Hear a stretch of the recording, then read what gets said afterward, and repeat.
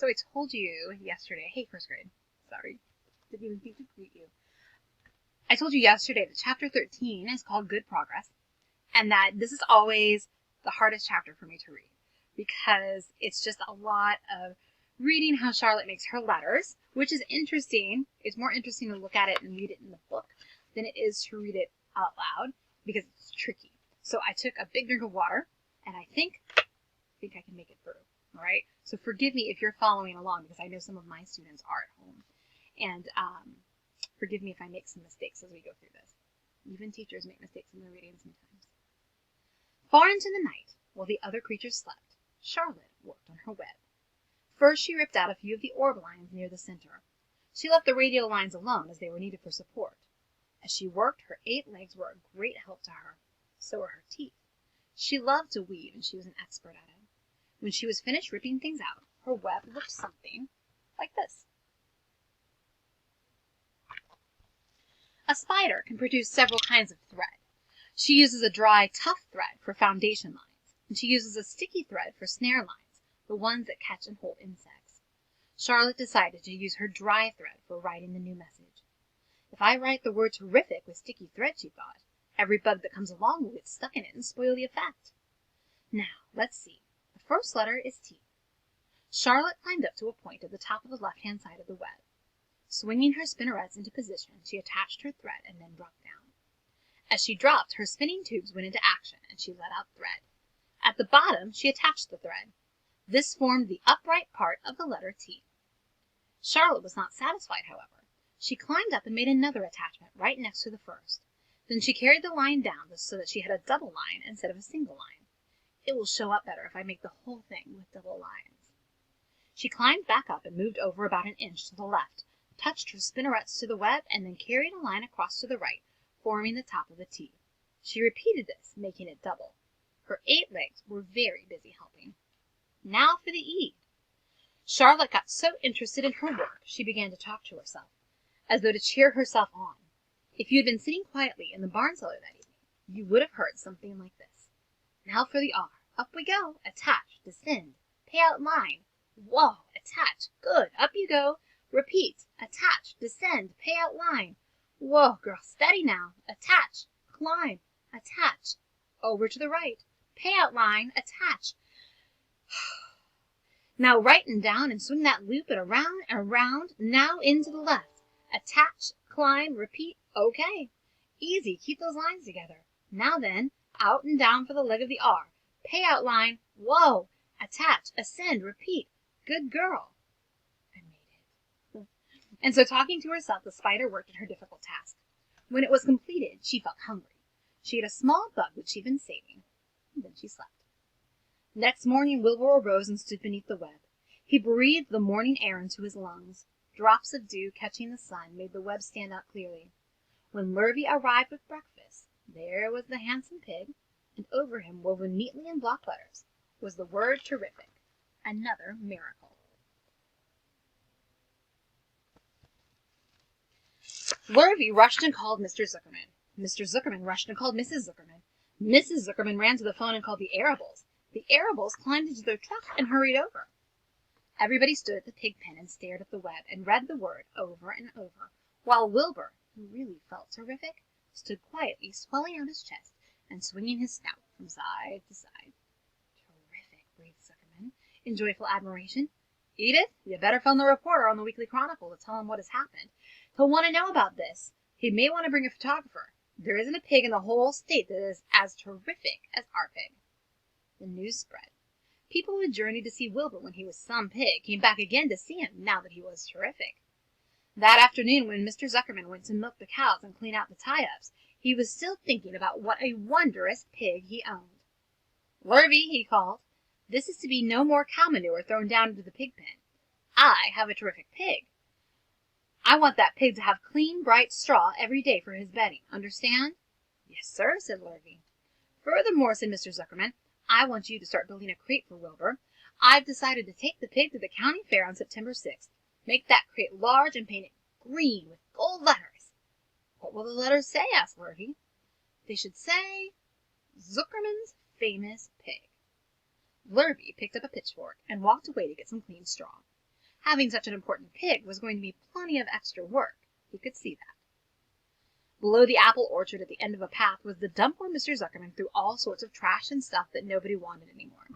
Here, in a small clearing hidden by young alders and wild raspberry bushes, was an astonishing pile of old bottles and empty tin cans and dirty rags and bits of metal and broken bottles and broken hinges and broken springs and dead batteries and last month's magazines and old discarded dish mops and tattered overalls and rusty spikes and leaky pails and forgotten stoppers and useless junk of all kinds, including a wrong-sized crank for a broken ice cream freezer.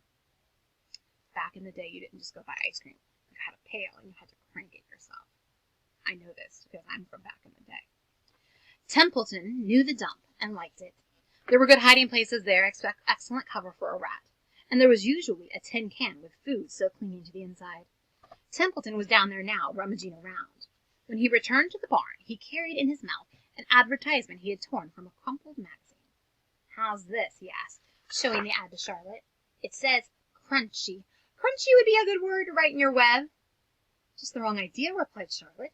"Couldn't be worse. We don't want Zuckerman to think Wilbur is crunchy. He might start thinking about crisp, crunchy bacon and tasty ham. That would put ideas into his head. We must advertise Wilbur's noble qualities, not his tastiness. Go get another word, please, Templeton." The rat looked disgusted, but he sneaked away to the dump and was back in a while with a strip of cotton cloth. "How's this?" he asked. "It's a label off an old shirt." Charlotte examined the label. It said, "Pre-shrunk." "I'm sorry, Templeton," she said, "but pre-shrunk is out of the question. We want Zuckerman to think Wilbur's nicely filled out, not all shrunk up. I'll have to ask you to try again." "What do you think I am, a messenger boy?" grumbled the rat. "I'm not going to spend all my time chasing down to the dump after advertising material." "Just once more, please," said Charlotte. "I'll tell you what I do," said Templeton. "I know where there's a package of soap flakes in the woodshed. It has writing on it. I'll bring you a piece of the package." He climbed the rope that hung on the wall and disappeared through a hole in the ceiling. When he came back, he had a strip of blue and white cardboard in his teeth. "There," he said triumphantly. "How's that?" Charlotte read the words, "With new radiant action." "What does it mean?" asked Charlotte, who had never used any soap flakes in her life. "How should I know?" said Templeton. "You asked for words and I brought them. I suppose the next thing you'll want me to fetch is a dictionary." Together they studied the soap ad. "With new radiant action," repeated Charlotte slowly. "Wilbur," she called. Wilbur, who was asleep in the straw, jumped up. "Run around," commanded Charlotte. "I want to see you in action to see if you're radiant." Wilbur raced to the end of his yard. "Now back again faster," said Charlotte. Wilbur galloped back. His skin shone. His tail had a fine, tight curl in it. "Jump into the air!" cried Charlotte. Wilbur jumped as high as he could. "Keep your knees straight and touch the ground with your ears," called Charlotte.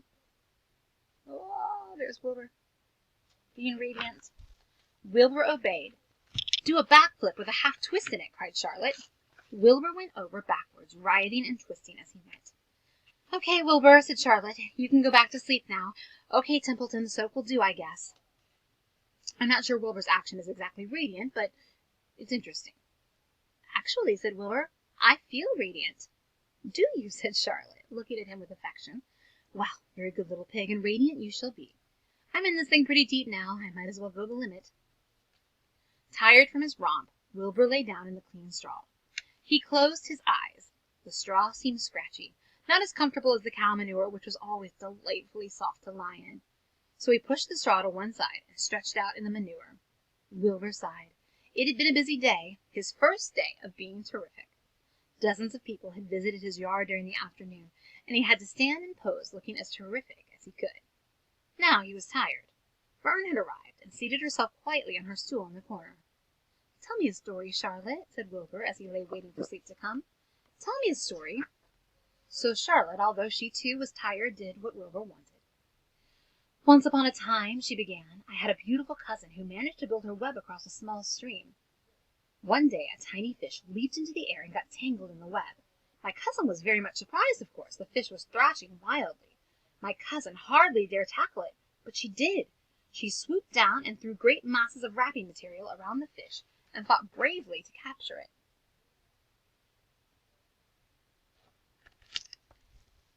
"Did she succeed?" asked Wilbur. It was a never-to-be-forgotten battle, said Charlotte. There was the fish, caught only by one fin, and its tail wildly thrashing and shining in the sun. There was the web sagging dangerously under the weight of the fish. How much did the fish weigh? Asked Wilbur eagerly. I don't know, said Charlotte. There was my cousin, slipping in, dodging out, beaten mercilessly over the head by the wild, thrashing fish, dancing in, dancing out, throwing her threads and fighting hard.